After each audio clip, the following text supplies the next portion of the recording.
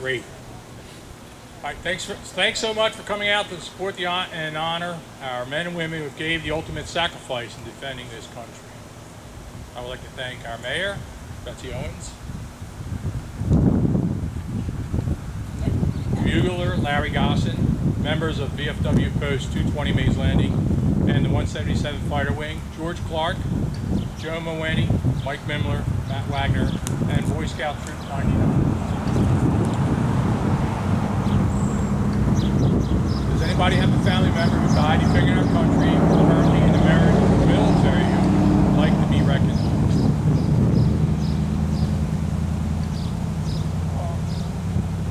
Paul, what's My uncle. Grover? Paul Grover? Okay. Yeah, Johnson. Okay. They do. Second World War was that, or? Yeah, right here is the Frank Paul Grover. Okay, very good. That was our uncle. Okay. Anybody else? Anybody have a member deployed? Stanley and Joe Garrick. Oh. Second World War. Okay, very good. Anybody else?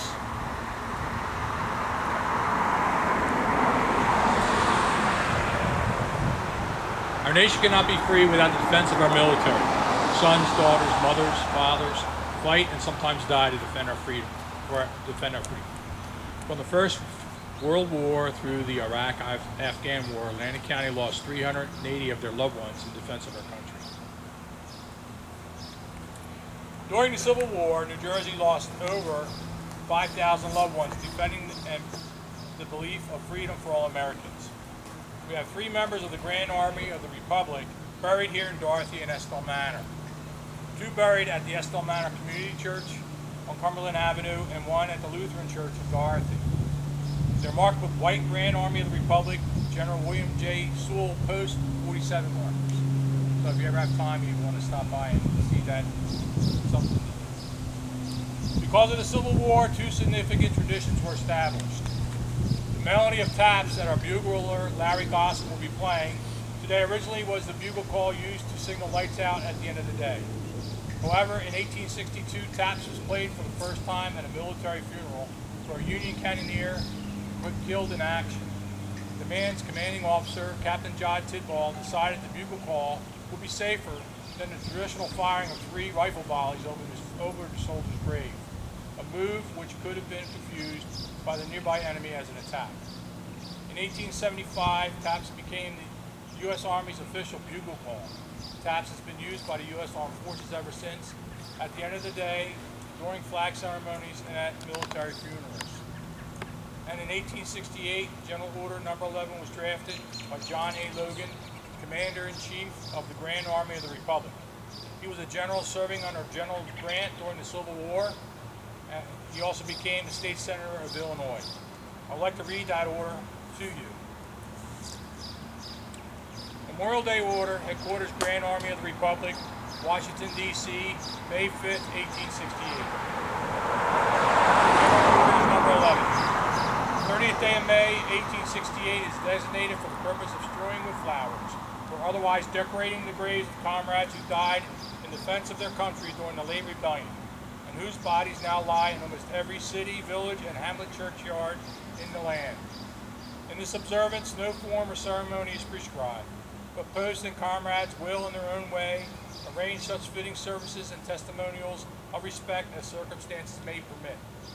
We organize comrades, as our regulations tell us, for the purpose, among other things, of preserving and strengthening those kind and fraternal feelings which have bound together the soldiers, sailors, and Marines, who united to suppress the late rebellion. What can aid more to assure this result than by cherishing tenderly the memory of our heroic dead who made their breasts a barricade between our country and its foes?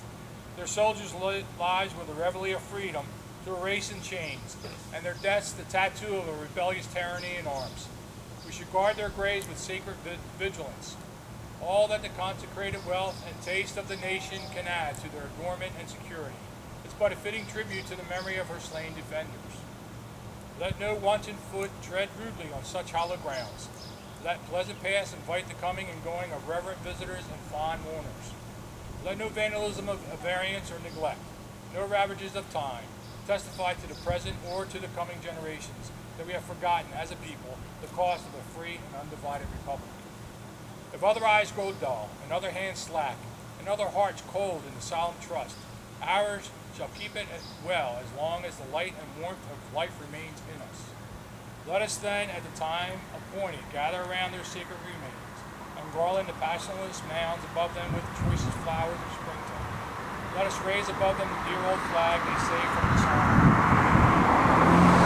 Let us in this solemn presence renew our pledges to aid and assist those whom they have left among us as sacred charges upon the nation's gratitude, the soldiers and sailors, widow and orphan. It is the purpose of the Commander-in-Chief to inaugurate this observance with the hope that it will be kept up from year to year, while a survivor of the war remains, to honor the memory of its departed comrades. He earnestly desires the public press to call attention to this order and lend its friendly aid in bringing it to the notice of comrades in all parts of the country in time for compliance therewith. Department commanders will use every effort to make this order effective. By command of John A. Logan, Commander-in-Chief. So this is the beginning of Memorial Day. It started from that and to where we are here with the holidays, the 3-day holiday. Mayor, a few words?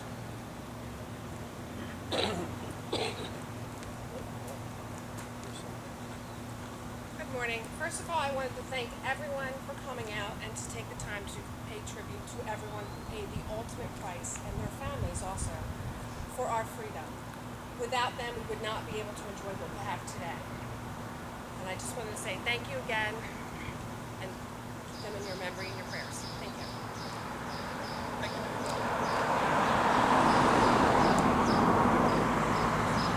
As long as two comrades survive, so long will the veterans of foreign wars of the United States render tribute to our heroic dead. Thank you. On this day forever, consecrated to our heroic dead, we are assembled once again to express sincere reverence. This monument represents the resting place of many departed comrades who served in all wars. Wherever the body of a comrade lies, there the ground is hallowed. Our presence here is in solemn commemoration of all these men and women, an expression of our tribute to their devotion to duty, to their courage and patriotism. By their service on land, on sea, and in the air, they have made us their debtors, for the flag of our nation still flies over a land of free people. Hurry!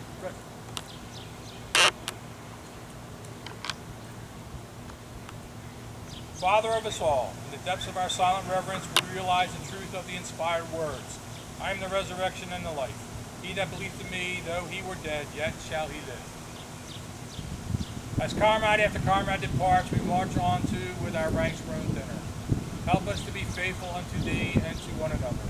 Look in mercy on the surviving spouses and children of our departed comrades, we beseech thee. And with thine own tenderness, console and comfort those who are bereaved. Heavenly Father, bless our country with freedom, peace, and righteousness. Through thy favor, may we meet at last before thy throne in heaven. We praise thy great name forever and ever. Amen.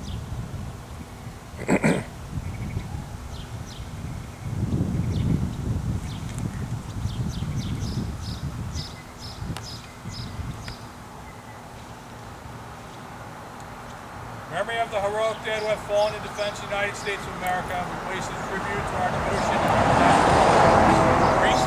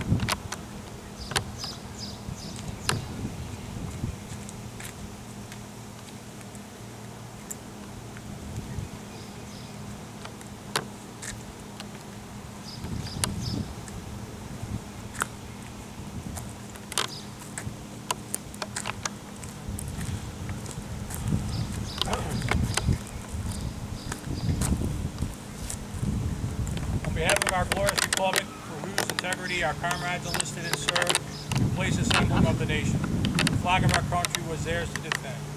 Employer's colors shall wave over them in death as a life, for everyone to behold. Flag.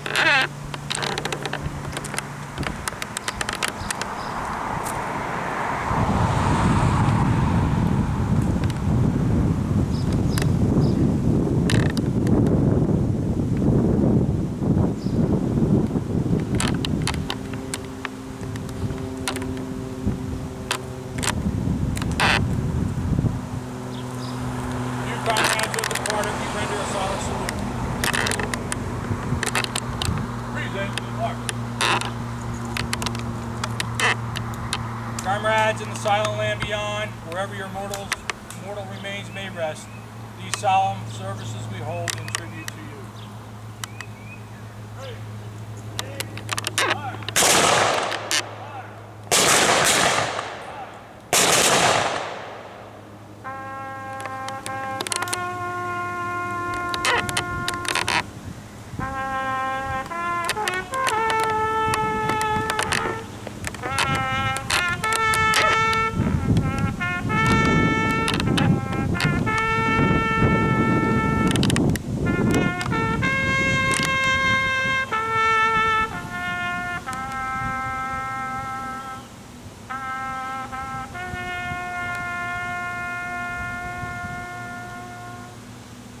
Order. Arm. That concludes our ceremony. Thank you very much for coming. Have a good day.